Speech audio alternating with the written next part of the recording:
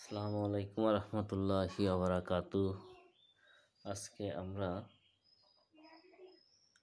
Positive verb শিখব। কীভাবে positive verb দিয়ে বাক্য গঠন করা হয় বা কথা বলতে হয়, আমরা সেটা শিখব আজকে। দেখেন, পজিটিভ ভার্ব সাধারণত ব্যবহৃত হয় আমরা কাউকে দিয়ে কাজ করিয়ে নেব এরকম সেন্টেন্স তৈরি করতে ব্যবহৃত হয়। যেমন, তারা তাদের কাজ করাবে, they will have their job done.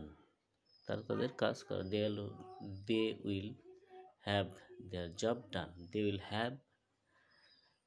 Have their job done.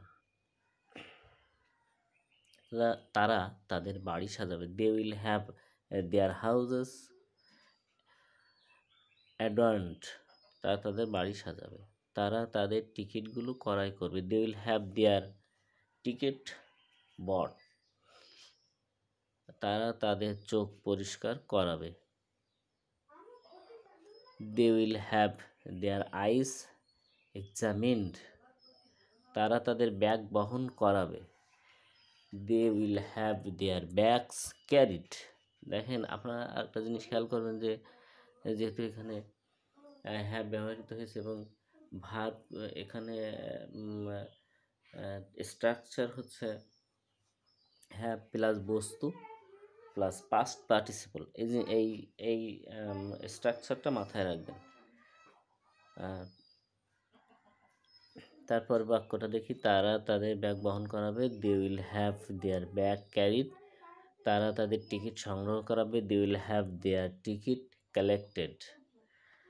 R get দিয়ে পজিটিভ ভার্ব, পজিটিভ কীভাবে করতে হয় দেখেন, এটা কিন্তু পাস্ট টেন্স আর আপনার লাস্টে কিন্তু পাস্ট পার্টিসিপল।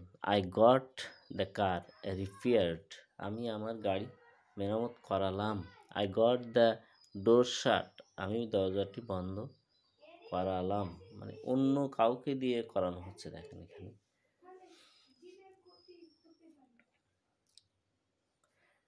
যেমন আমি আরেকটা উদাহরণ বলতে পারি, I got the haircut. আমি আমার চুল কাটালাম। I got the haircut. আমি আমার চুল কাটালাম। থ্যাংক ইউ আমার ভিডিওটা দেখার জন্যে।